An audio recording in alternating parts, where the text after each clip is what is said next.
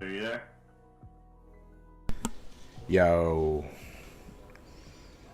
Can you hear me? Yep. Can you hear me? I'm good. Alright, let me get this set up. Finally got everything working again. And... wait, why do I not see you? There. And there. What is happening?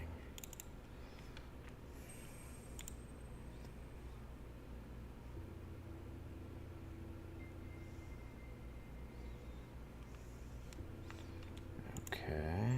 So it's not that one. Must be... there it is. Okay. There you are.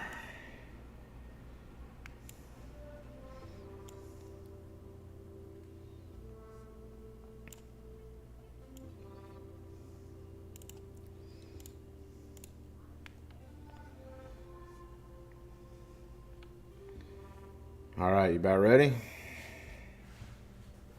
Yeah. What do we got? Yeah, sure. I don't have to start it yet. It is set. It is ready to go whenever you are not on video until I say the word go. Cool. Here, let me send you something real quick. All So right. there's anime. Have you ever heard of Ghost Story?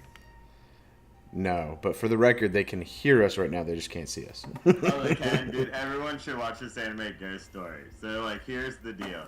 I guess it was unsuccessful in Japan, so they sent it over to America, and the American dub cast were just told they couldn't change the names or the basic story, so they just did whatever the hell they wanted, and it is ridiculous. It is like an episode of South Park. It's South Park co-opted in anime. It is Oh, the yeah? most ridiculous, fucking insensitive, like, just ridiculous ghost stories. You can find the dub on Crunchyroll or the clips on YouTube. It is, if you are easily offended, do not watch it. That's funny. All right. Pull this up just so I can at least see us.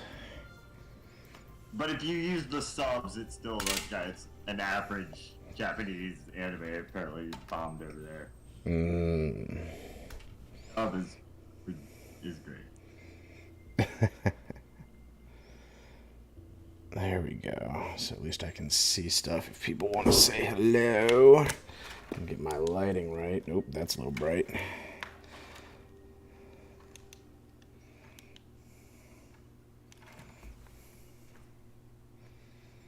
Okay, well, we are going to go ahead and go live. Hello, everybody. This is Voices from the Periphery. I'm Bishop. This is Corey. Yeah, hello to all the bandits, mercs, and space cowboys. How y'all doing today on this ridiculously hot week? No, it is a warm one. It is definitely warm. Whew. I'm melting this week, bro. Yeah, perfect kind of season to get off work, sit in the air condition, and binge watch or play some stuff. There you go. That's a great idea. Nice. So, I want to go to the beach. It's hot. dude, I've been at the beach all weekend. All weekend, every weekend, man. If I'm not out gaming, I'm out fishing. Yeah, at least, I mean, better wear like 3 hats. Umbrella. I just got my big Stetson that I wear out there, my straw Stetson.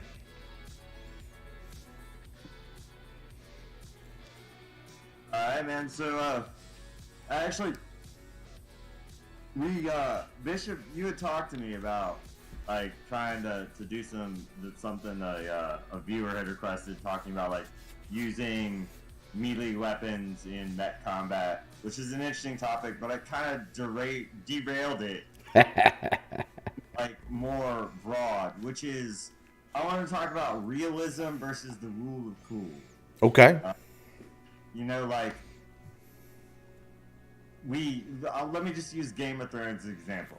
Like a lot of people react because it's a very prominent thing. So like, you know, everyone was down for White Walkers and dragons and children of the forest and ravens that could deliver messages. Like, totally fine. But as soon as people started using fast travel and got from like King's Landing to the north in like 2 shots, everyone was like, "This is unrealistic. This is stupid. This is like they're breaking like so why?" And like I said, like not that I disagree with that, but like why was everyone on board with the this one thing that's completely unrealistic, but then this other aspect that's completely unrealistic they just shut down? Like, why do you think that?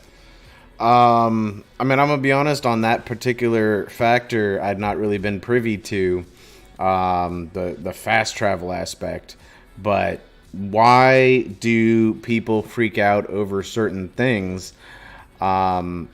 Sometimes people want realism so that it feels more authentic.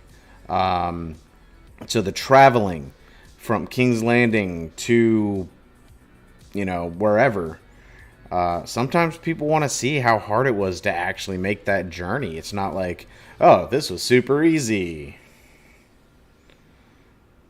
Yeah, no, I mean, I get that, but the dragons are unrealistic. Like, you're not watching a fantasy show for realism necessarily. You know what I mean? Like, you look at something like BattleTech, where, 100-ton mech is the biggest mech in the game. Well, there are exceptions, but for the basic, let's just stay standard. 100 tons is the biggest mech in the game. But in real life, 100 tons is not that much. I mean, it's a significant amount, but it's not enough for a mech to be. You know what I mean? Like, oh, I totally agree. 100 tons, regardless of whatever fiber magic you use. But everyone in the BattleTech community, more or less, ignores this fact. And BattleTech is probably one of the most realistic, tabletop games. Yet you can pick up a tree in the rules and hit someone with it. When in real life, if you hit a tank with a tree, you know what happens? The tree just destroyed, the tank keeps going because it's a tank. You're absolutely right. I think the rule of cool here is that it's really fun to pick up the arm from one of your enemies and hit them with it. I think the practicality of it, what it really boils down to on that front is like what you said. If I hit 100-ton piece of metal with a tree, chances are I'm not going to do a hell of a lot of damage to it. Right, but that's ingrained in the rules. I'm not even talking about. There's a whole another aspect to this too, where you're running a game like a tabletop RPG, and a player does something or you do something that's not in the framework of the rules because it's cool, and there's a balance to that. Oh, absolutely. Or being like as an audience, like something like Lord of the Rings, where Tolkien wrote real languages. You know what I mean? Like, all the races, like the history is like a real history. Yet there's wizards and magic rings and but Tolkien fans freak out when you try to change something or something wrong in the lore. They're so, that's not Tolkien-ish, but it's all made up. It's all fantasy. So, like, where do you draw the line? Where do you personally draw the line? I don't know that there is a line, so to speak. I think that every different instance has its own lines to be drawn. If we're going to talk about your Tolkien-esque lines, I mean, like you said, he's creating languages. So really that broadens the line because he creates the line there. Now, how did he know where to keep the line to keep the fan base from uproaring? I don't know that answer. When it comes to something more like your BattleTechs, some of your other war games that people are playing, the rule of cool here, I know that in BattleTech, as unrealistic as it is, fans have always strived for realism. They want to believe that these things are going to exist, that in another life they can pilot these mechs and use them, and then that's I think in every instance that's really the inherent immersion into fantasy is I want to be this thing, I want to do this thing, or at least I want to feel like I could be doing this thing, whether it's realistic or not. When it comes to BattleTech and in the melee aspect specifically, you do bring up that great point about hitting somebody with a tree. Yeah, in the rules manual, it does a specific amount of damage. In real life, it probably wouldn't do a whole hell of a lot, and the guy would probably just shoot you in the face with his Gauss rifle. You know. Yeah, and there's other things in the rules too, and there is a big bit of difference between, like, for instance, like what's the RPG, the BattleTech RPG, and the actual tabletop game. Yep. And how it's structured and the realism. But and a certain amount of those things, such as the tonnage of mechs, infantry being able to, small arms fire being able to do damage, things like trees. There is it's structured in the rules because it has to be, not necessarily because there's no other better way to do it. Let's put it that way. Whereas you can, and especially if you're playing against other people, obviously you all have there is no rule of cool. Usually it's just the rules, so it's fair to everybody because you're competing, you know. But so the rule of cool doesn't really apply to things like Warhammer and BattleTech and the tabletop.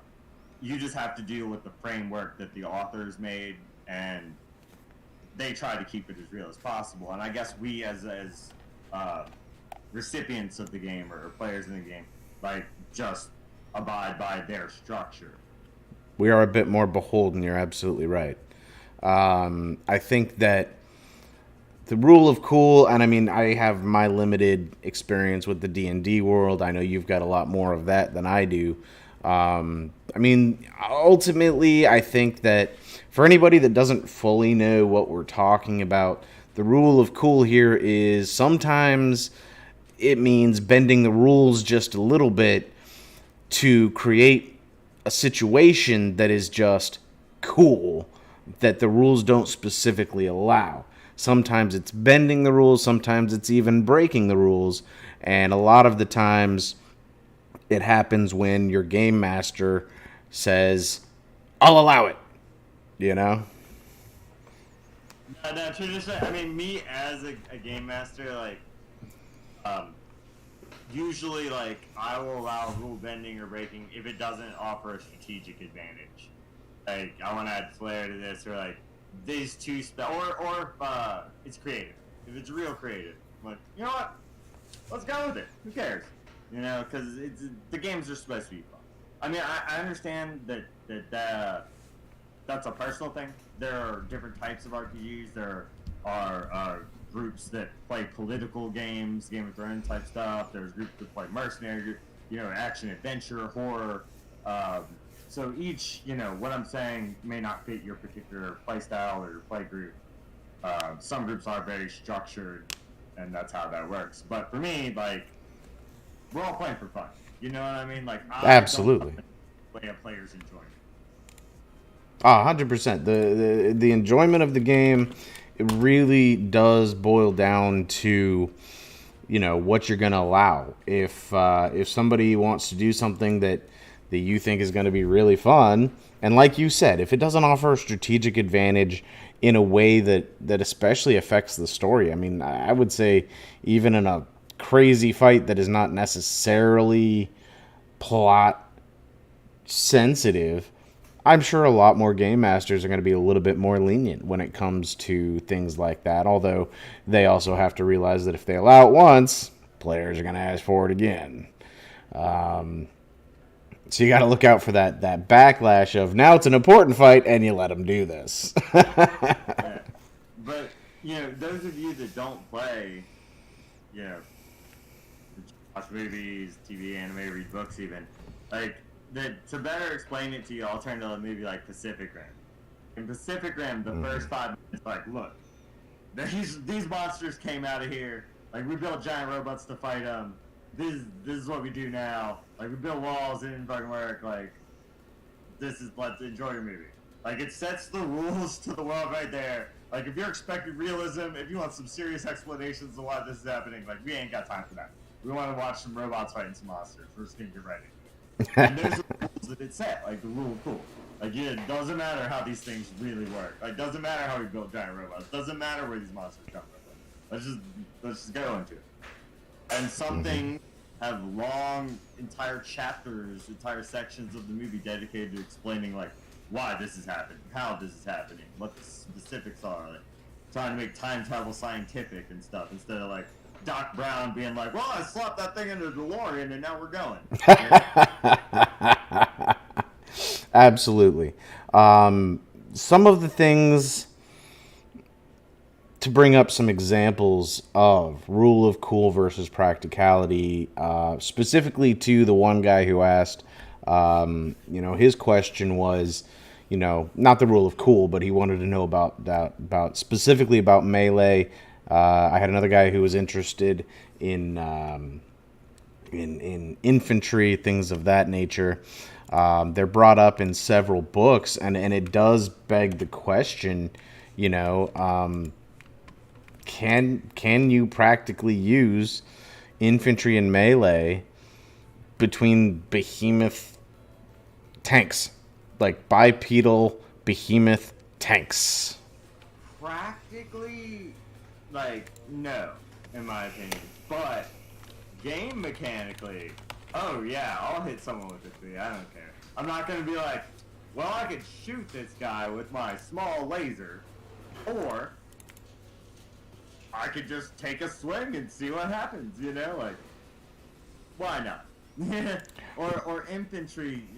Infantry's a little more complicated because traditionally, like, maybe if you're running a merc company and you have like a unit of infantry, it's one of the things you can purchase, and that they do things.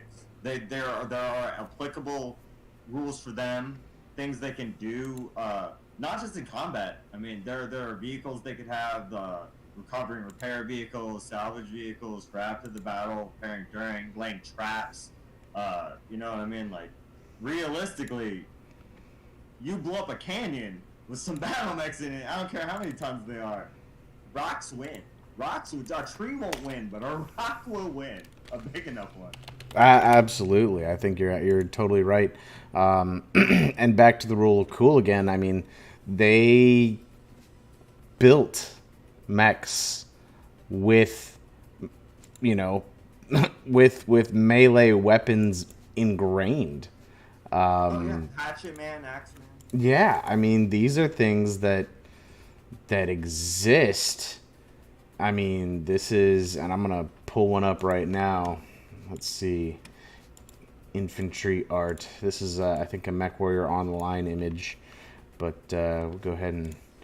So here's your Hatchet Man, X-Man, whatever. This guy's actually got two of them. It's kind of funny, but what is the practicality versus the rule of cool of this guy coming at you? He's got two axes. Obviously, he's got some weapons as well, lasers, etc. He's coming up at you. He's probably running, what do they move average? About 70, 80 kilometers an hour for the really fast ones. Maybe 40 to 50 for the slower ones. You're running yourself. Hatchet men, like, just the Hatchet men, like the base Hatchet men, the standard, I believe it was developed right before the Crane Invasion. I think, like, it was like one of the new FedCom mechs. Slow. It's badly armed compared to other mechs in its 45. I believe it's 45-ton class. Does have jump jets, but there's really nothing great about it. It's a pretty crappy mech, like, in comparison to other ones in its class. But you got the hatchet, so the rule of cool does make it better, just because it looks cooler. And there you go. And the practicality there of having a slow mech wielding. I can't talk. I'm trying to use too many different, vowels in a sentence. So you've got this slow axe wielding mech running up on a dude who's got autocannons, lasers, what have you. Is it practical, or is it just rule of cool for that to exist? Is something I'd like to ask. Oh, I don't know. I mean, that's a designer issue. Like, you know, there are a lot of mechs that have been designed, and you can design your own for the community. But Yep. the Hatchet Man is right out of some of the older BattleTech novels, I believe. Yeah. I believe it's the mech that Kai, Alalio Lau piloted when he. Speaking of bringing it all together, I think it's the mech he piloted when he brought down the canyon on those Jade Falcons. I would have to look that up. The full head ejection. Yeah, you know what? I can't remember. Kai Liao. Yeah, I actually recently read this. Jade Falcon. I don't remember what he was piloting. You're right. I'm gonna have to look that up real quick. I don't know. I don't know for a fact if that was the first appearance of the mech or not. But I know I'm sure not. That was the mech he was piloting. I thought that he piloted a Centurion. He does. Okay. You know, Centurion, but in that exact scenario, there was like a shipping thing, something they couldn't get it there in time because he pilots a specific Centurion. He pilots his dad's Centurion. Right. Okay. Solaris. So he couldn't get there in time. He was piloting the Hatchet Man. Yenlo Wang. Yep. Okay. Yeah, I actually didn't sign any of that. I'm trying to sign it now. I'm sorry. You're trying to what? I said I'm a full nerd. I did all that from memory. I'm about to Sarna it now because No, I was Sarna-ing it, and I actually was really impressed. This is kind of an aside. I just got a whole bunch of BattleTech record sheets, and they actually have Yenlo Wang in them.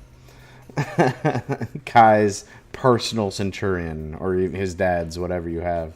But yeah, no. That's what I'm saying. So for 5 more tons, like, is the difference between a Hatchet Man and a legendary mech. You know? Yeah, so yeah. It's just not that great of that. You're absolutely right. Oh yeah, 1 autocannon, 2 medium lasers, and a hatchet, and it's super slow. It's just not fantastic. Yeah, and is that I can't figure out if that's what he used in that story. But either way, that's not the most important thing. I'm almost 100% sure. Didn't think of. I think you're right now that I think about it, because I'm pretty sure he hit one with his X and then basically just exploded his mech. No, all his weapons were gone. Yeah. His weapons weren't gone. I don't think. I think he just knew that he was screwed. Yeah, So he says. So he. Elementals right before that. Is that what it was? By the way, I have not read this book in 15 years. Yeah. He fought elementals previously. Okay, is that what it was? So all he had was his hatchet left. And I remember he called them up. He said, "Hey, I'll take you all on. Let's go." Right, but one of the only reasons he got away with it is because the Hatchet Man has a full head ejection because he had a passenger with him. But that's right. aside. The Doctor. It's not a great mech, even though an amazing pilot can do some great things with it. Same as anything or any game. Like, if your army is not as good as your opponent's army, but you're a better player, right? You can still win. And you can do some amazing things with a mech with a hatchet, and infantry. Infantry, another, just in general, or a melee weapon. All these things. But it's about skill. You know what I mean? You can't take infantry and melee-based mechs that are slow and expect just to go head on.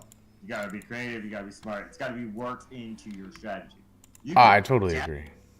Take an infantry-based company or battalion or whatever and plan your strategy around that and make it very effective, in my opinion. Oh, 100%. I agree with you there.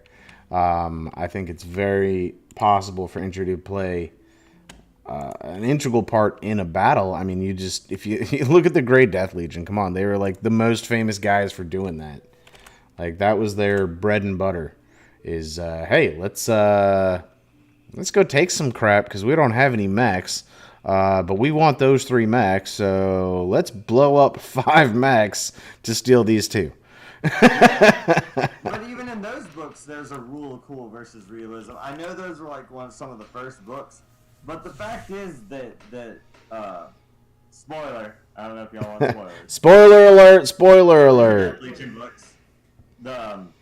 There's a point where he faces down a locust with a whatchamacallit missile, a heat missile, An Inferno rocket launcher, yes sir. A rocket launcher. Now, what does a locust have on it? A locust has the minimum amount of heat sinks, which is 10. A locust also has machine guns and no weapons that pretty much generate heat. Like, what's he gonna do? Yeah, he's gonna shoot the thing. It'll be fine. It's got heat sinks. It's an Inferno missile. It does like no damage. It just does heat damage. Like, but according to the lore, it generates enough heat. Every single mech generates enough heat just by operating to make themselves uncomfortable. That is the lore. That is the idea behind these, for some reason, these fusion reaction engines that they're using, that they generate heat just by existing. So, I mean, if you go by, oh, it's overheating in the game and ready to shut down, that's not what they're trying to say with that.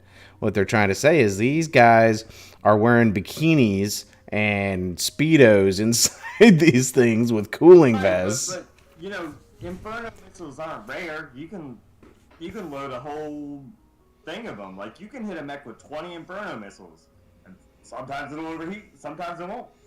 Like, it depends on which platform, and this comes back to rule of cool. If you hit a locust with like 20 Inferno missiles, it probably would be borderline overheat. Based on the mechanics that they have set out. Well, the other, to be fair, point is that the pilot that he was facing had an intense fear of being burned alive. Lori Kalmar, whose parents died in a fire, was intensely, deathly afraid of dying in a fire. So let's be honest, he used a little bit of psychological warfare, a little bit of plot armor, a little bit of rule of cool to stop this one. They did. I mean, there is some justification to that, but the fact is, he would have been fine. Like, she probably would have been just fine. You're absolutely right. She probably could have just stepped on him, taken the missile shot, been like, "Wow, it's really freaking hot in here." Yeah. It was Lori Kalmar, great. You know what? I'm gonna give spoilers if I keep going this way, but yeah. I just wanted to talk about that because it does. I know. It was Grayson Carlisle holding the Inferno launcher. Yeah. That's been a thing on the boards for a long time. And it's just something I want to talk about. This kind of is brought up often. Oh, I could go on all day about that topic. I totally agree with you.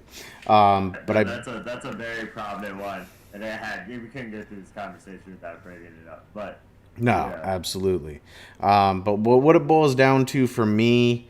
Rule of cool, where do you draw the line? I know that was kind of your original question, and I really had to get into it to start thinking about an answer for that. But where do you draw the line with the rule of cool? And I guess for me, again, it depends on the medium. If we're talking about a show, if we're talking about a game, if we're talking about an RPG, if we're talking about a tabletop, it's going to be different for every medium to me. It's going to be different for every scenario to me. But I think ultimately, if rule of cool does not break the game, if it does not break the show or the plot or whatever, I think you can get away with a lot.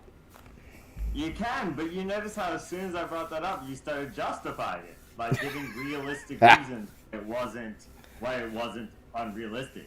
You were like, no, this, and this. I'm not saying your reasons are wrong, but obviously it matters to you that it was a more realistic scenario than an unrealistic. You're right. And the problem with answering this question is that it's going to be so absolutely subjective to every different person. I mean, you personally may care more about something being cool than somebody like me.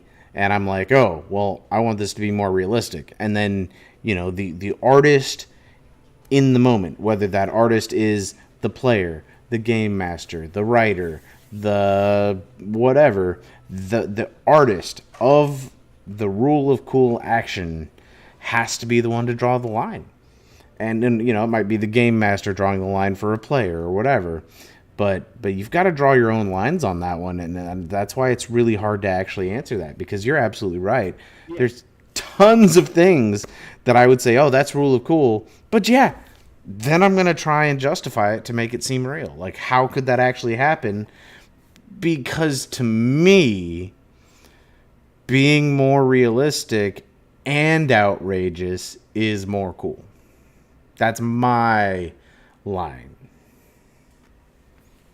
Yeah, I just think that what you're saying is true, even from the get-go. I mean, I feel like people like us, people that play things like video games, Magic the Gathering, Battletech, D&D, watch fantasy, watch sci-fi. There are people that will turn on a show, and as soon as they see a spaceship or an alien or a robot or anything that is not The Sopranos, they go to another channel. It doesn't they're interested. They want CSI. They want NYPD Blue. They want that's their type of show. They don't want fantasy. They don't want sci-fi. They don't want anything that's not realistic. But the rule of cool exists in that world too. The cop who walks onto the crime scene every single time, whipping off his sunglasses. What do we got here? I mean, that's the quintessential cop show. That doesn't happen in real life. And they're willing to disbelieve that. They're willing to believe that they know that police don't really act like that, or that firefighters don't act like that, or that people in the ER don't act like that. But they're willing to suspend disbelief for that. But as soon as there's an elf, they're like, no, this is unrealistic. That's where their line is. It's ridiculous to me, but that's where their line is.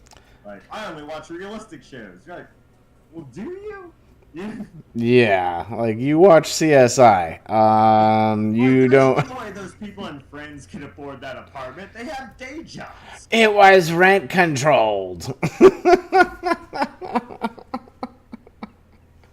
Not to mention I've been to New York, and the demographics of the New Yorkers don't look like that. No, not at all. But to be fair, and I don't want to defend Friends too much, but they did say in like the second or third episode that the apartment was Monica's grandma's or something, and if anybody called, that she was still around. They're showing Chandler move across the street, and he's a struggling actor, and there's no way the two of them afforded that apartment. No way. But I only watch realistic. Nope. Only realistic. For me, I get bothered when a product, a show, a movie, a book makes its rules and then breaks its own. That's the only really thing that bothers me. If you want to start your book or show with the most wildest, crazy thing, all right, this is how the world works. These are how the mechanics are. People will eat cupcakes and they get superpowers. So I'm like, all right, sure, cool. Let's go for this. Let's go through this cupcake eating superhero world. And then if later someone eats a cupcake and doesn't get superpowers, I'm like, wait a minute. You said earlier. Hey, what are you trying to pull here? But I mean, I'm willing to go along for whatever ride you give me. But and that actually brings up another good point that I think is kind of funny is the show The Boys. Have you seen that? Oh yeah, love The Boys. Not caught up on the last season. Okay, no spoilers there. But I believe in whatever season was the last season, they're talking about developing. Not the last season, the one before. Are you? I literally. No, I'm not even talking about. I'm not talking about the current season. I'm talking about past seasons. Are we okay to talk about past seasons? Yeah, we're good. Okay. I mean, in past seasons,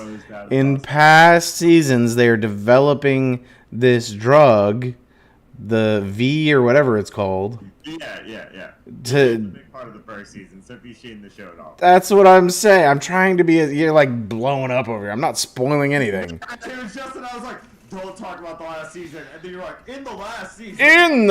What I said was not the last season, sir. The season before last.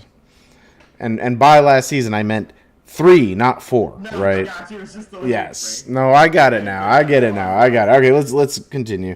So we know they're developing this to give to people.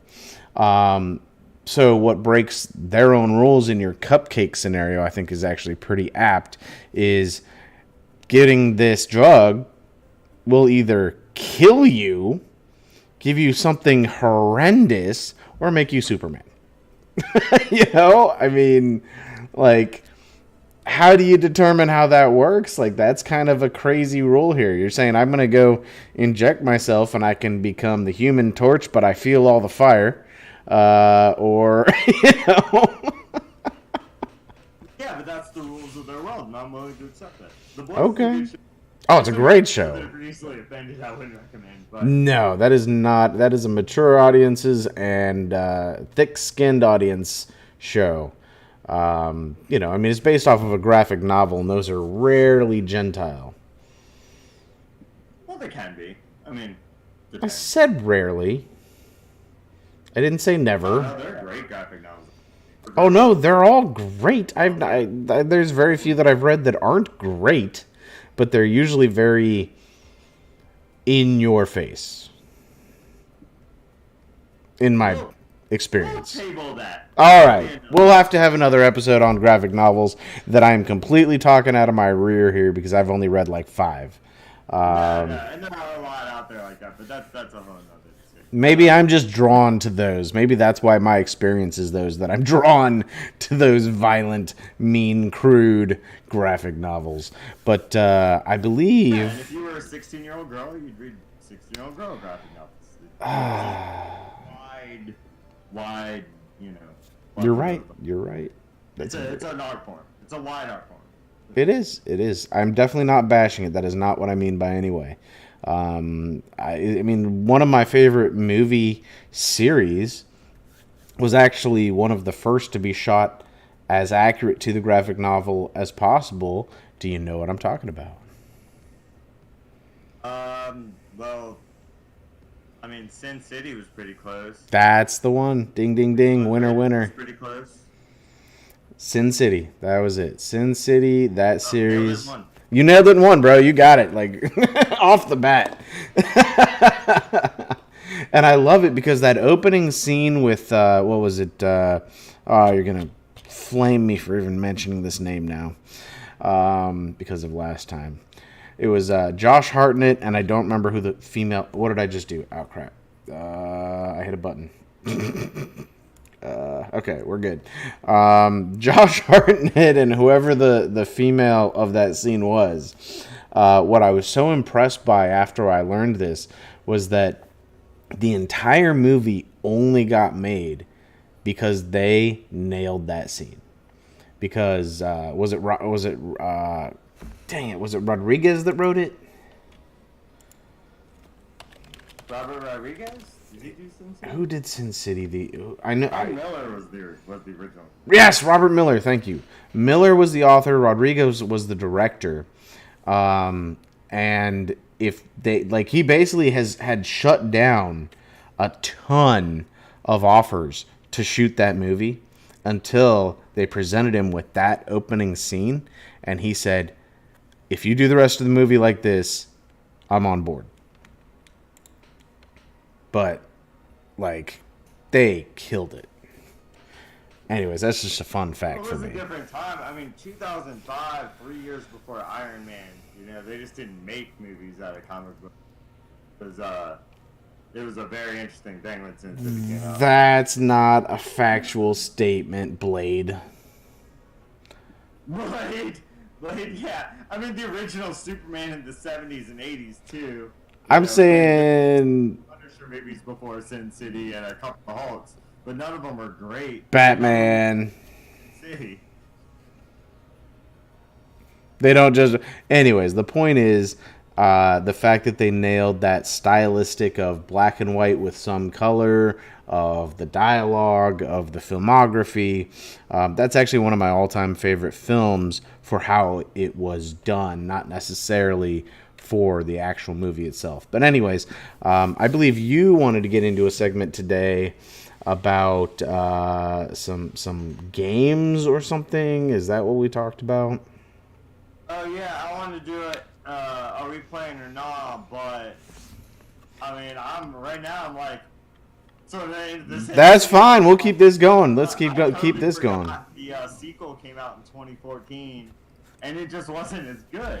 It wasn't. I agree with you. I saw the sequel. I was very excited for the sequel, similar to another of my favorite franchises, 300, where the first movie nailed it, killed it, was amazing.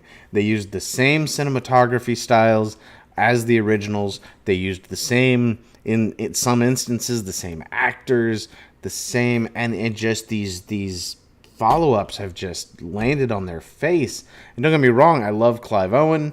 I think that really everybody they got in the sequel was amazing. His love interest, I just so many good things about the movie. But you're right, it just was not. It wasn't bad though. It wasn't bad, but it was. 300 nor the second Sin City, in my opinion, were bad movies. No, they were good movies. Yeah. The original. No, and I think that's part of the problem with the human brain. You know, I mean, the first time you eat the best food you'll ever eat will be the best time you ever ate the best food you'll ever eat. Well, I think that's also a problem now that we have with stuff they're coming out with now. Even they've realized that. Like Hollywood has realized that, and that's why the first movie of the new series of Star Wars movies is just a remake of A New Hope. It's got the same beats. It's the same, you know what I mean? It's very close to A New Hope because they know we say we want new things, but we really just want the same old thing. That's hard for me to argue with because I know, and it sucks. I don't want to be making that argument either because I don't think I want the same thing again. But then I watch something like that one, whatever it is, The Force Awakens, and I'm like, it's probably the best one of the new three. And then I'm like, well, it's just A New Hope again. But I guess I'm okay with that. See, you're going to get me in trouble here. I'm on a completely different board with these new three movies. I think they are all garbage and should not have been made. And this is personal. This is personal opinion here. You can say whatever you want. This is my personal opinion. I didn't like them. I didn't like a lot of crap. Here's your rule of cool versus practicality, okay? In the second installment of these new Star Wars, what are they doing? They're having a space battle. I believe this is where Carrie Fisher passes, and they've computer generated her into this scene, right? And she's about to warp her ship through these guys. But before that happens, that's the Admiral. No, but Carrie Fisher. Oh, that's right. She does die in that time frame, but that was the Admiral. Okay, I'm sorry. So the Admiral's about to warp this ship through the enemy ships to kill it. But what is happening as we approach this culmination is the enemy is firing upon them. And they're in space, and they're firing upon them in an arc. They're firing ballistic style non-smart shots in an arc in space. Not next to it. It bothered me so much. That same scene, but my line was more like, well, wait, if warping through a ship does that much damage, why didn't they just warp a ship through the Death Star there in the first movie? I'll give you that one too. No, I'll give you that one too. X-Wing. If it causes that much damage, just, kamikaze an X-Wing into something. I'm on the page there. I'm not a fan of these new Star Wars. I'm just not. I'm sorry, but I'll tell you that's definitely a line where I drew the realism in a made-up fantasy with space magic and laser sword and space samurai. I drew my line at the wide warp ships through everything. That's how physics work. It just didn't make a lot of sense. It does, and for me, it was okay with the space magic, but I'm not okay with the ship thing. But why am I okay with the space magic, but I'm not okay with the shots arcing? Yeah, I mean, 5 seconds before that happens, I believe Carrie Fisher uses the Force or Leia uses the Force to pull herself inside the ship and do some cool Jedi stuff. No problem with that, but the arcing of the shots, bro, I'm done with it. I can't do this anymore. This movie sucks. Wow. So let's get out this part, guys.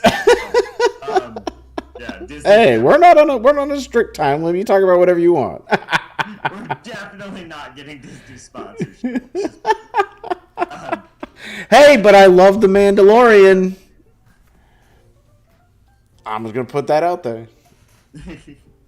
There's almost nothing about The Mandalorian that I didn't like. So, no, to segue, because I'm the segue king. All right, we'll segue. We're never going to get the love of the big company like Disney. That's not our brand anyway. No way. We're all about the independent content creators, the independent game creators. So I wanted to share with you 5 of my favorite independent strategy games that I think, you know, a person who likes BattleTech would like. You know. Okay. I think if you like tactics, you like strategy, you like those type of isometric games, these are your games. Okay. So I believe it is time for Bishop. Are you playing or not? All right, I was gonna be the we watching or not screenshot, but here we go. We playing or nah? We playing or nah? It's time for our we playing or nah. I don't want these games because I don't. Okay, let me get back to our regular screen. I'm still getting used to this stuff. All right, hit me, Corey. What are we playing or nah this week? All right, man. So the first game. Let me put some honorable mentions out there first. Okay. Some ones that didn't make the cut for various reasons, not because they're bad games, but because I don't know. You had to pick 5. Yeah, but well, if you want to mention them in the next segment, or honorable. I'll just throw a few. You do you out there. All right. So people know. Let's go. FTL, Faster and Light. A great space simulator game. One of the early ones. Frostpunk, City Builder, Slay the Spire, like a sort of roguelike dungeon crawler. Into the Breach, which is a game with mechs. Time Travel, a great plot. Dwarf Fortress, one of the most underground of underground games of all time. Impossible to master, but I'm trying. So those are my honorable mentions there. Okay. Your FTL actually has an Apple app. Oh, great! Yeah, as many people like the game as possible. FTL Fast and Light subset games, $10 on the App Store. Wow. I don't even know anything about it, but it's already looking interesting. Anyways, all right, let's get back to the topic at hand. All right, yeah. So number 1 on the list is I'm not sure if it's Wildermyth or Wildermyth, but it is a tactical role-playing game published by World Walker Games, released in 2019. It's on Windows. They have a Switch version. It is basically Nintendo Switch. Okay, yeah. procedurally generated story. The best way I could describe Wildermyth is the combat is turn-based, isometric. You have a group with you, a party, and they level up. They get skills, just like your basic, Tactics Ogre, Final Fantasy Tactics type thing. But the plot is procedurally generated. It is like you are playing a game with a dungeon master. Like, it's not just the combat, random scenarios happen to your characters. We're like, hey, I found this gem, like, what do you want to do with it? And you pick it up, and then your guy gets like a gem arm for the rest of the game, or he slowly starts being corrupted into a gem. Like, your characters develop relationships, they get married, they have kids, you can play. When you go on to the next adventure or next level or whatever, eventually your guys age out and their kids come in and you play as them. What? Yeah, and it's a one long overarching story. It's unlike anything else, let's put it that way. What is the one that came out a while ago where you played Generations of a Society? This kind of makes me think of that. It's like there's not a lot of actual it's an entirely story-based game. There's no running around and doing things. You just make decisions Crusader Kings is like that. Maybe. The Old World. There's a bunch of games like that. So maybe I'm just oblivious. But this one is unlike it because it is a, metric. This is a true RPG style You This build is your a huge- character. You've got your stats, your gear, your equipment, but it is procedure based. So what you're telling me here, and again, I don't have a lot of experience with procedurally generated RPGs. So what you're telling me is that what I do determines what happens next, not a script. Right, and what scenarios you'll be presented with are generated by an AI. So, like, this thing will happen, and then because this thing happened, this other thing will happen, and there is a story. There are story-based scenarios your characters go through based on the decisions they made, and they have personalities. It is like playing. It's not as good, obviously, as playing with the dungeon master, but it's like the game trying to be a dungeon master. Okay, okay. Well, Endlessly replayable. I'm going to tell you right now, I don't know if I'm buying it, but if it's put in front of me, I'll play it. Yeah, it's definitely one of those things you have to experience, I would say. I'm going to give this one a yes, I would play it. Absolutely. It is much, I believe. I know it's on Steam, but it is definitely worth supporting.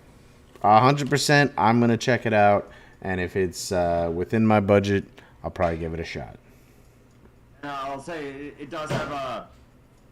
It's not Game of Thrones. Don't let me say it's a lighthearted, you know what I mean, sort of funny. I put the title screen on there so they can kind of see the art style. Yeah, do you have it? I already did. I already put it up there. Yeah, you're too late. You're gonna miss it if you look now. I can't look at it. I can't look at myself. I'm looking at the list here. I'll put it up again. Hold on. Okay, here we go. I'm Where's? professional. I just had it. Where was it? Here we go. Okay, I'm gonna put it up one more time, so you can see the art style. It's definitely a game that looks like it doesn't take itself too seriously based on that. It looks like a game that wants to have a little bit of fun. Definitely. Is this catered to the younger crowd? I based on the art style, I would say yes, but I would say it is an all age game. okay.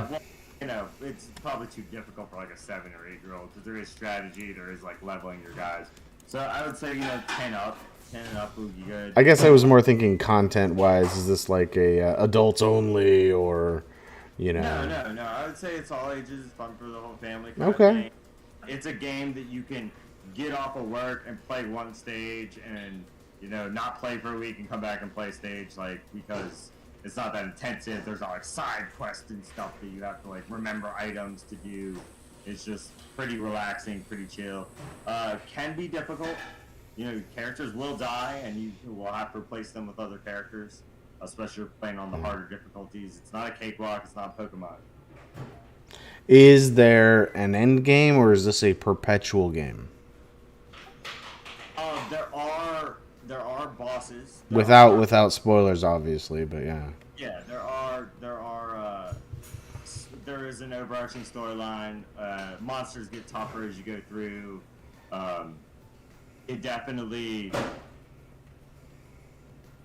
I mean, it's very loosely constructed. It's almost a roguelike sort of thing where you play through one whole. Sorry, it's my father. You play through one whole. You play through one whole stage, and then that generation kind of retires, and you go on to the next stage, and it's a different story. But things that your previous generation had done will be brought up from time to time, Interesting. So you actually lose the characters and actually get new characters. You can bring characters back too. Wait, what? Like, you pay a certain amount of whatever points. I can't remember exactly how. But your best characters go to like a Hall of Fame type thing, and when you start a new stage, you can bring one of them out at a time. Really? What? How's that? Where they just magically resurrect them? I'm not actually sure. Okay, if you don't know, that's fine. I don't need to. I was just curious. Again, this is definitely one I'm gonna give a look at. I think you should too, viewerverse out there. This sounds like something that y'all should look into.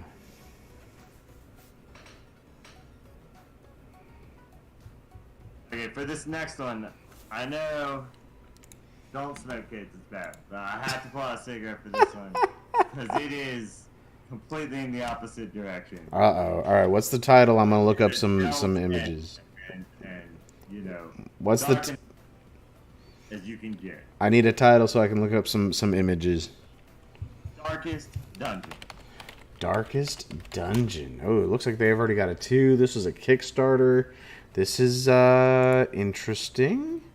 Let me find some good Okay, here's another. Okay, so this is another indie game. These are all indie games. These are all indie games. Great. Okay. Put aside the AA, the AAA stuff. Screw Disney. Don't sue me, Disney. I love you. Don't sue me, Disney. I love you. But putting those guys aside for now, we're focusing on the small studios, the independent studios, and ignoring the fact that some of these games are published by big companies. You need the big guys, but they're designed and developed by small guys. Darkest Dungeons by Red Hook Studios. They're coming out with the new one. I feel like I've heard Red Hook. Yeah, it is a. What else have they done? It is a gothic. I think just Darkest Dungeon. Oh, they did. What did they do?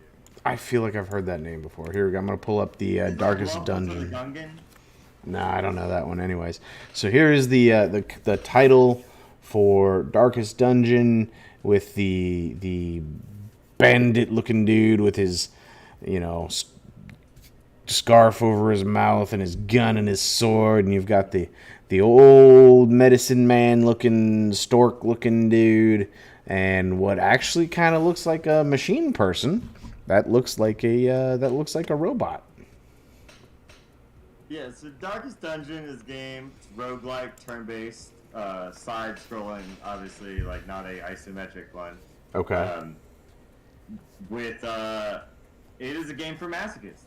You throw yourself headlong, dungeon after dungeon with your group, slowly leveling them up as they not only die, but they have a fear or insanity meter too.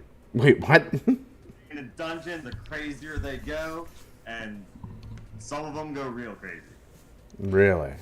Up the town where you're based in, with facilities, some to cure the insanity, some to heal people, some to level them up. So it is both, there's a strategy aspect as you build the town up, and a tactics aspect as in the actual combat. The combat is very tactics oriented. How you layer attacks. Certain people can only attack certain positions with certain attacks. It is not for the weak of heart or the or cowards. Let's just put it that way. It's a woman's or a man's game. You know what I mean? Like a real human being's game. If you're in between, you gotta have some fortitude. Way to protect yourself there. I admire that. But when you win, you feel it. There ain't nothing like conquering a level in Darkest Dungeon after you banged your head against the wall for an hour. It's a hard to explain feeling. Okay, so I'm getting the vibe that this is kind of a mix between like your I'm blanking on it. There was a zombie game that came out on Xbox. Day of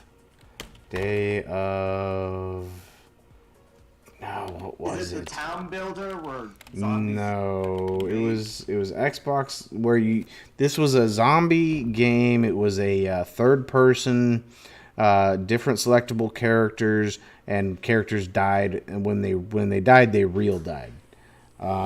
It was Day of Defeat. No, that's not right.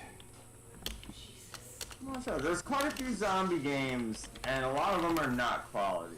There's some quality ones. State of Decay. That's the one. I had to look it up.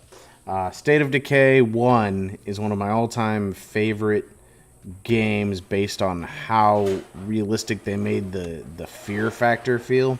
I feel like this Dungeons, if I'm paraphrasing correctly, feels like a mixture between a Final Fantasy VII and your State of Decay. I never played State of Decay. It is, yeah, the side scroller is very Final Fantasy. It is turns, like this guy goes, this guy goes, this guy goes.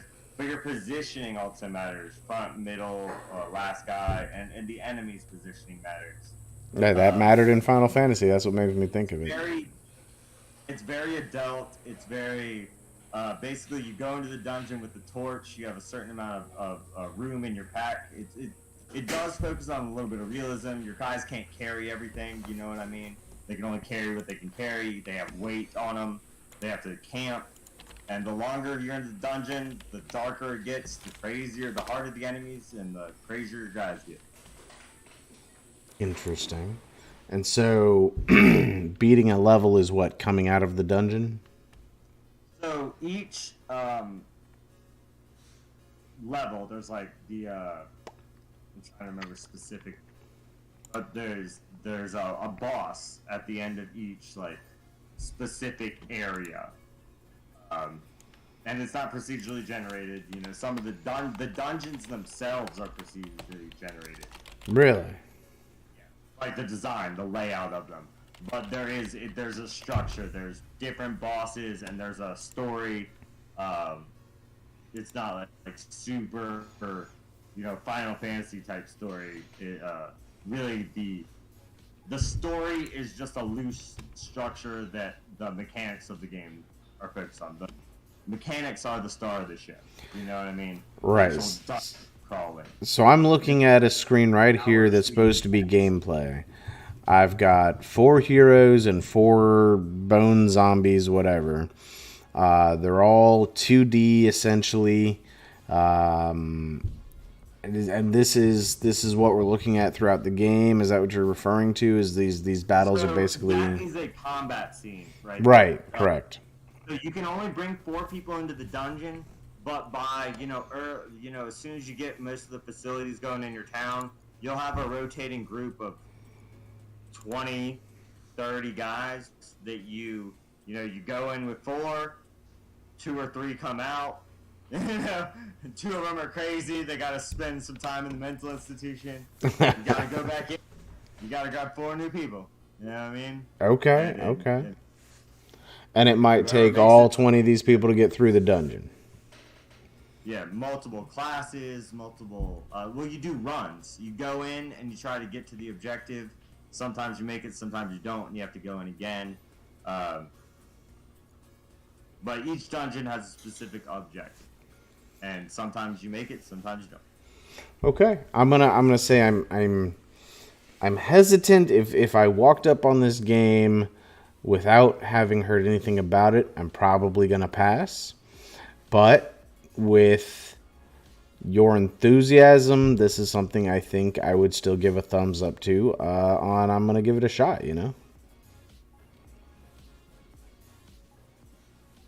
Yeah, it definitely. Wildmount is a game, or Wildermount. Wildermount is a game. Wildermount, yeah. It's a completely different, good vibes thing. This is definitely a game that you have to have the right type of personality to play, I feel. So it's not for everybody. Sure. I understand. Understood. To change veins completely from from that specific, cause those are both really kind of similar. Sure. To the type of game. Type in Football Manager. Oh God, I feel like I've actually heard of this one. This is from Sports Interactive. They've been doing this a long time. Some people call it Spreadsheet Manager. To me, you basically run a soccer team. Talk about realism. Like, you deal with owners, you move, you can play any soccer team in the world. Every soccer player in the world's in this game. You get recruits, you get training, you guys get better, you can trade them, you can buy them. It is like legitimately actually running a soccer team, down to the minute details. What languages the players speak, where they're from, like the specific details about each made-up character or real character. You can play this game infinitely. Get it and run the team till the year 3000. Season after season after season. Like building your team from the ranks all the way to the European Championships. Now, you don't actually play the games. When you play the soccer games, they are simulated, and the players play based on the strategy that you created beforehand. You can have plays, like specific plays that they run, the type of formation they use. For someone like me that really likes the strategy aspect of strategy games, and I love sports, this game was a gold mine. Hours and hours of entertainment. You know, I'm Another for everybody. You will spend a lot of time looking at numbers, looking at spreadsheets, but I like it. This actually reminds me of one I did used to play a ton. It was multiplayer. You didn't actually even if you watched the games, I think it was just like you didn't get to play the games. You could watch the little characters play the games. Yeah, exactly. Right, and there was one on your phone that did this, and I don't remember the name of it. I don't think it was Football Manager, but maybe it was. I'm talking 8 years ago. But Football Manager's been out since 1992, I believe. Well, maybe maybe I did play that specific game. Regardless, I'm gonna tell you, this is the kind of game I would give a shot to. It feels a little more complex than the one I played with. It's infinitely complex, but you can make it simpler. I just remember the one I played, and I can't remember the name of it for the life of me. It was a lot more simplistic.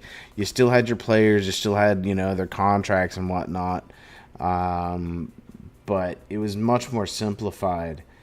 This seems like something that's going to be out of my wheelhouse as far as my mental capacity to spend the time to do this right. I'm not going to say that I don't think this would be a fun game to try. I think this is a game that I wouldn't have time to play. Understandable. It is an investment. It is. It can be daunting.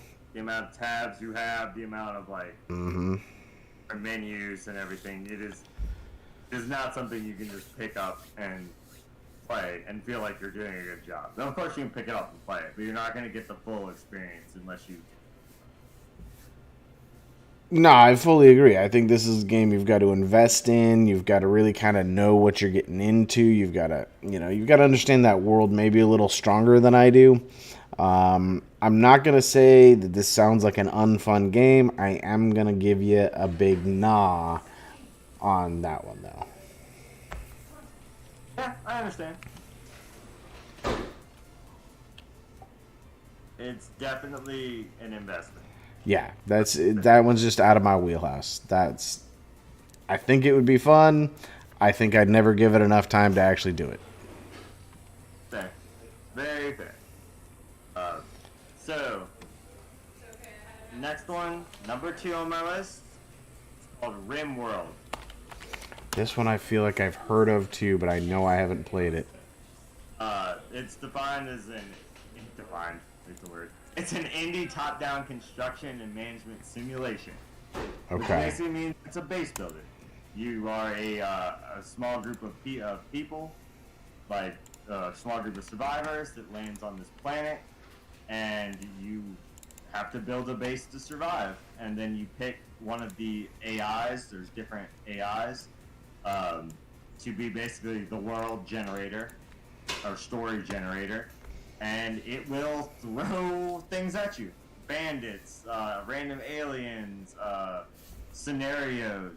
Every single person in your group has a personality, and sometimes they don't get along, sometimes they sleep with each other, sometimes they cheat on each other, sometimes they try to murder each other or set each other on fire. You have limited control of what the people actually do. You can tell them what to guard or to build or to hunt you control specific actions, but sometimes they go rogue, and it is hilarious. Interesting. Every single game is different.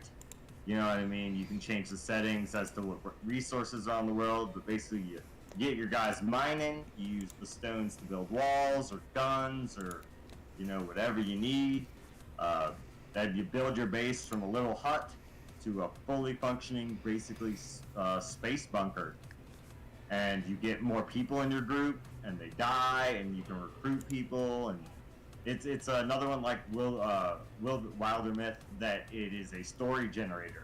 The game has a set of parameters, and from that and your actions, it generates a story. Interesting. Okay, so basically what we're looking at here is a revamped Fallout. Yeah, it's very well. It is. There's some apocalyptic things. It's more stranded on an alien planet. I just meant more the style of the game feels very Fallout 2 to me. You know, Yes, there are some steampunk elements to it. I'm not talking about the steampunk aspect. I'm talking about the randomity, the craziness, the I remember in Fallout you basically do almost anything you want, even though you have your linear story. But given how long ago it came out, this seems like an upgraded version of Fallout 2. I would say it's nothing like Fallout. No, okay. I'm speculating based on what I see. It's more like a really messed up Sims. Well, okay, Sims meets Fallout 2, maybe. I don't know. But I can see that. But it is a base builder. Like you're building your base out. You're building. You're trying to.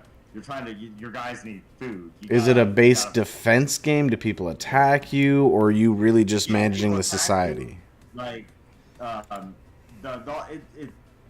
it's a base builder survivor. Like you need food. Your guys need to eat. Your guys need to stay warm. The temperature gets colder or warmer. You need air conditioning. You need refrigeration. You need heat. It's a survivor game. Like you gotta get these people to survive, and they're not helping you a lot of the time. They're trying to. They do people stuff, and you're like, I'm trying to help you, and they're just. One of them wants to kill another one. Maybe one of the guys that landed on your planet secretly a serial killer, and like he's just hiding in the base, trying to be farming and stuff. And then you find out he's a psycho. Wow! When he got his legs off, and he has to find a mechanical leg to replace it. So this game was actually banned in Australia. I know that. It was overturned. But it was originally banned in Australia. I mean, and weird flex, but all right. Yeah, RimWorld has had its Australian ban overturned and will now be rated R18 plus. Oh, it is definitely R18. It is. Like, don't let the cute little pixel animation, the little cute little chibi guys fool you. They will cut off someone's leg and eat it. Wait, what? Oh yeah, cannibal totally thing. Like each one of your guys has a personality, and you don't get to pick it. So you're like, you know what? I need a farmer. My people are gonna starve if they don't have a farmer, and the only farmer I got's a pyromaniac. I can't kick him out because he's the only farmer I got, and my people will starve if I don't have this guy. But he keeps setting fire to stuff while I'm not looking. What the hell? That happens all the time in this game. He just sets fire to stuff just for the hell of it. Oh yeah, but you can't kill him because you need a farmer. But you can't make another farmer? No, guys have skills. They come with their skills. They can get better. You can train the guy up, you know what I mean? But they come with a set of skills. And you only have a limited pool of guys until you get more, You only start with a set amount, and then sometimes you'll find a capsule with a person in it. Sometimes someone will ask to join. Sometimes you can get a prisoner and convince them to join. But people are resources, and if they're crazy, you have to weigh it. Like, well, how crazy is he? I mean, he only ate that dude's foot. Like, that's not that bad. It's not that bad. Like, he's a great mechanic. Like, plus, he's a good shot. And you weren't using that foot anyway. Wow. Okay. So, so this is a game. Obviously, I see that you can find it on Steam. Yeah, absolutely. And it's one of those games with an amazing community. There's mods out the wazoo. Okay. If somebody was going to try it, if I gave this a yeah instead of a nah, would I have to go with all of the expansion packs, or would I start with the vanilla game? The vanilla game itself is fine. I don't even think I myself have all the expansions. Um, and I definitely haven't tried the mods. Um, but the vanilla game itself is a ride. It's a wild ride. Like it's not hard to get into. It's not very complicated. Um, on a base level, obviously there's people that can do amazing things when they take the time to build bases in any base builder. But on a basic level, it's not something you're gonna have to invest 100 hours in to really learn the mechanics. You'll get them pretty quickly, and then your first couple playthroughs, you'll be surprised quite a bit. You'll be like, "Wow, I didn't know like that could happen. I didn't know that could happen." Uh, I think that's part of the fun of it, But the replayability is cool too. When you're like, "All right, all my guys died," and usually that's how it ends. I'm gonna let you know right now. You're not usually gonna win. You're probably going to lose this one. RimWorld is a game where you play it and you play it until society collapses and all your people die. and Okay. then you start over and play it again, and you're like, "Oh, and everyone's gonna die this time." Interesting. Apparently, there's. It's not a game you play to win. It's a game you play to see how long you can starve off everyone dying in a crazy way. Interesting. See, there's slavery. There's organ harvesting. This is a very adult game. Yeah. Interesting. I'm gonna give this one a yeah. I'm gonna give this one a thumbs up. I'm actually probably going to actually buy this one because I'm very curious now. Another cool thing about RimWorld, for those of you with little time and people that try to like watch shows while they're playing, there are like a lot of auto assist features where you can set your guy's schedule and be like, "I want to do this, this, this, and this," and then just like watch a show as they run around on your computer screen, and then look over and be like, "Oh, they burned down half of this building. Okay, let me fix that." You don't have to like give it your full attention a lot of the time. It runs on autopilot. Okay. If you Like I said, I think I'm going to give it a shot. I don't know if I'm going to go with DLCs yet or not. If you have any suggestions on that, feel free to let me know. Feel free to let us know. You know, like and comment with some tips and tricks, right? I don't know. I don't know.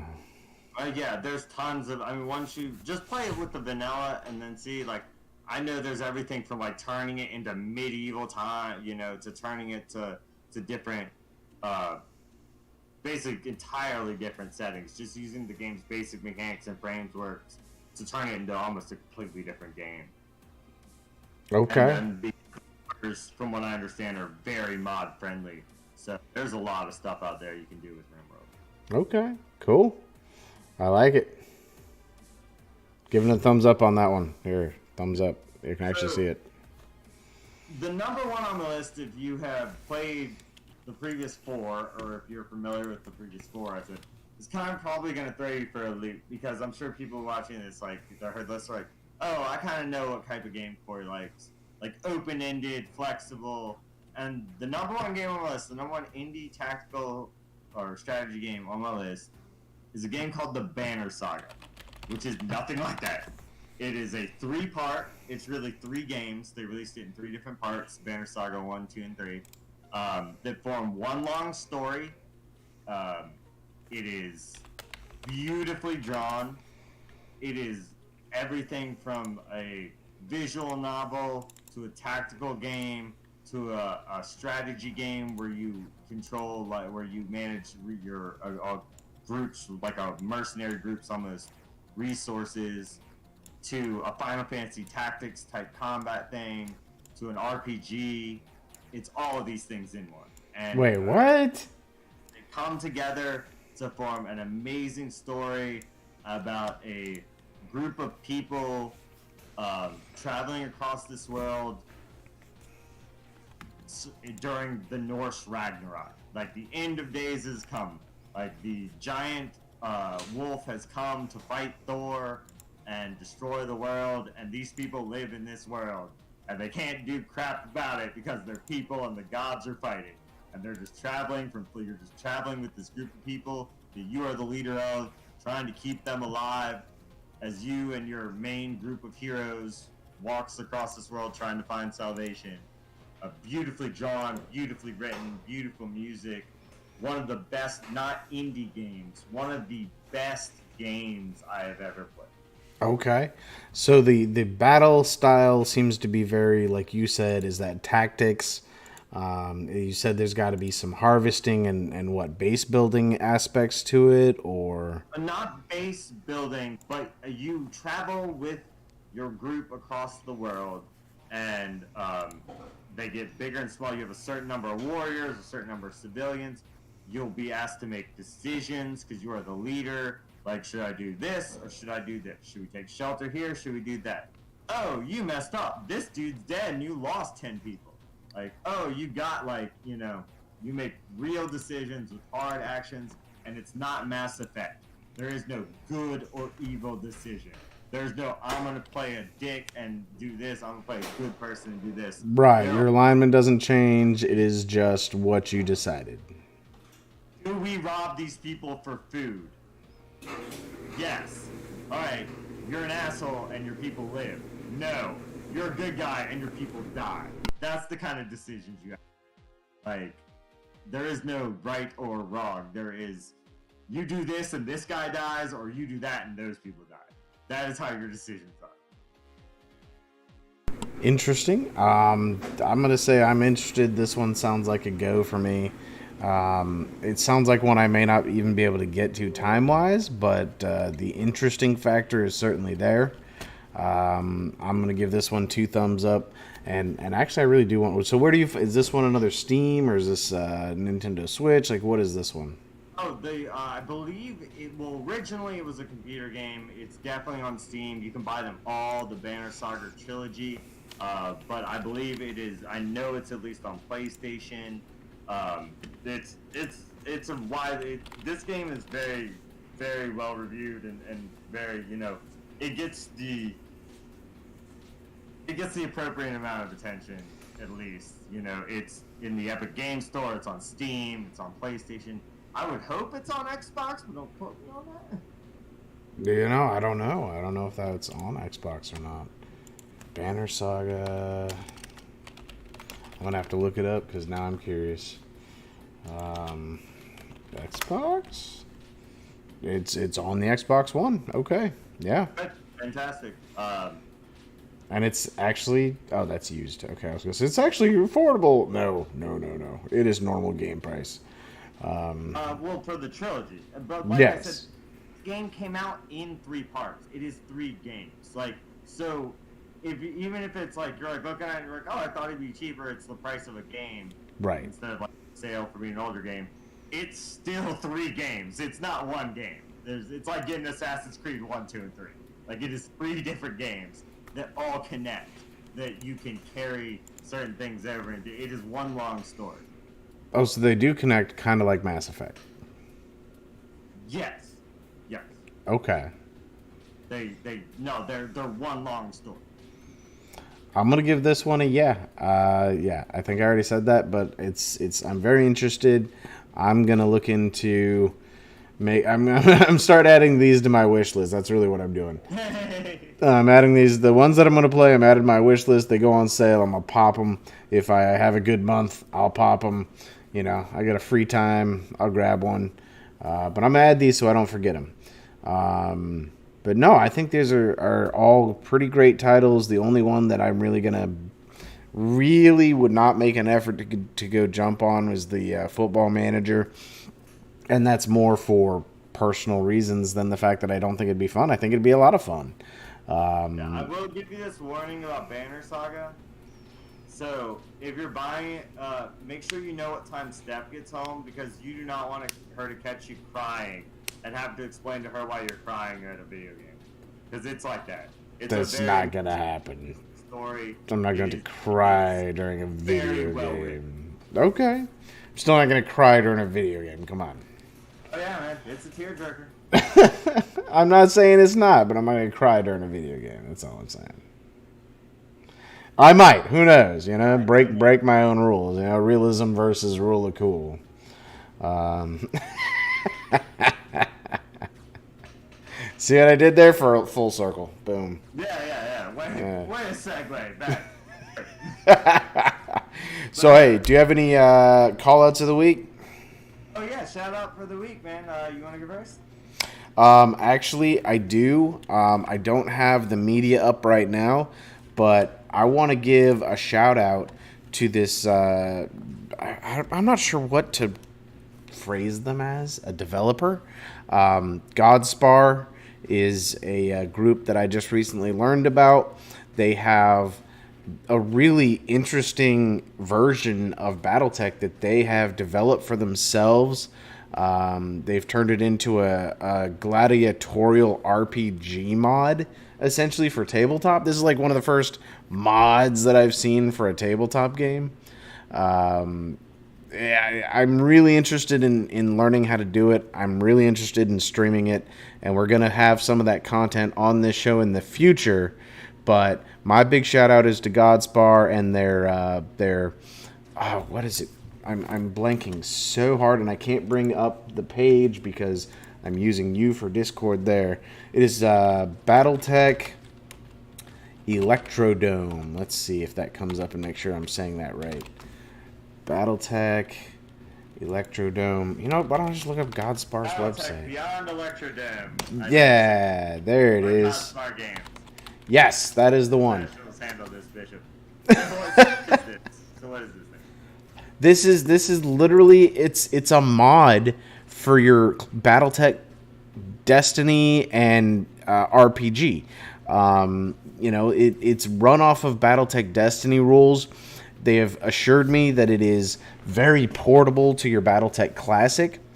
I think it's interesting because basically what we're doing is we're taking a tabletop game and adding things to it that feel like you're modding the game as if it were a computer game. You know, he's adding different things, different features, different functionalities, but all within the same realm that it's not a completely crazy thing that can't be done. And in fact, I'm going to play this game. I'm going to learn this game, and I'm going to stream this game. Yeah, that's something people should be aware of. We are going to try to, not sure how the logistics will work yet, but we are going to try to get this specific system in front of you people out there on the computer screen. And so we'll all see how it works together, I suppose. We're going to try. But yeah, I'm getting myself some of the stuff that we need to make this work. But that is something I literally found it this week. He posted the free PDF on Facebook. This is a free BattleTech tabletop system that you're very welcome to grab. It's free. I'm very excited to learn more about it. And when we learn more about it, we'll tell you more about it. How about you? My shout out for the week is an anime. It's okay. An anime called Overlord. Say that again? Season on Crunchyroll. Have you heard of it, Bishop? No, say that again. I missed the title. Overlord. Overlord. God, I've heard of it. I don't know that I've seen it. It is, I mean, it might start out sort of a similar story, this Suzuki thing, you know, guy or girl gets transported to this fantasy world and blah. But this one has a unique spin in that this guy gets transported in the body of a lich. And as he is the villain. And he gets transported with a bunch of NPCs. And they serve him, and they're all bad guys. Like they are not the good heroes of the story. He thinks he is. Everyone that works for him knows they're a bad guy, and he's trying to justify his actions, but really he's turning into a lich. He is losing his soul, and it's just a very interesting take. And very rarely in media do you get a story from the bad guy's perspective. Like there are humans in this world, and you get them sort of as side characters and stuff, but they're mainly focused on how they interact with him. It's just a very interesting take. It produces some comedy, is definitely a more serious. There's not like nudity in it or anything, but it's definitely like 14 plus. You know, sort of a older, you know, type anime for that kind of audience. But it provides a unique perspective. The new season just dropped, and it is streaming on Crunchyroll at least. You know, week by week as it comes out. So shout out to season 4 Overlord. You want to catch up on it? The other 3 seasons are available. I don't know, other places. Okay, okay. So what you're telling me is that this is a story about a dude who gets, if I'm saying this right, Inuyasha'd into a lich body. Sword Art Online, whatever you want to call it. Sword Art Online. I don't know that one as well, so I can't make that reference. But it's literally a dude from the real world gets teleported out of the real world into the body of a lich. No, I think he's playing like a World of Warcraft type game, and his character's a lich, and like so They combine. Okay. it's supposed to end. They're like shutting down World of Warcraft or whatever the analog is of the game, and instead of like the game shutting down, he gets transported to this fantasy world with all his guilds like NPCs, and they were like the monster guild or whatever. So they're all like vampires and like, you know, monsters. And so the humans in that world, when this big, you know, arena castle citadel with the Lich King and a bunch of his like vampire like lackeys show up, obviously jump to some conclusions. Okay. Well, this is one that I will probably take a look at as well. I like that. It sounds good. We're going to definitely learn more about this Beyond Electrodome as well. We've got some equipment coming in here in the next couple of weeks that hopefully we'll start being able to learn about some tabletop remote play. I know other people have done it successfully. I have not, but I'm very interested to get it going. And finally going to get back into some painting. I don't know if my camera's good enough for that, but there's your king crab. So I'm going to do a little bit of content on that as well. I don't know how much I'll do on the painting, but we'll do some content on some gameplay, on some painting, and you know, hopefully we'll have another great topic to discuss next week as well. I mean, I'm doing most of the writing, so maybe I hurt you best, but I'll get you. No, I love it. I love it. All right, Corey. Well, I think that it's time for you to mosey on to Sleep Town. You got an earlier day than I do. Yeah, But only because I'm like an hour ahead of you. Plus the Central Time stuff, anyway. right. Yeah, I love this life. I love this life. All right, But Bishop, I'll see you, and to all the Mercs and Space Cowboys, I'll see you next week. yeah, thank you all for joining. Thanks, Corey, for another great discussion. And y'all have a great evening.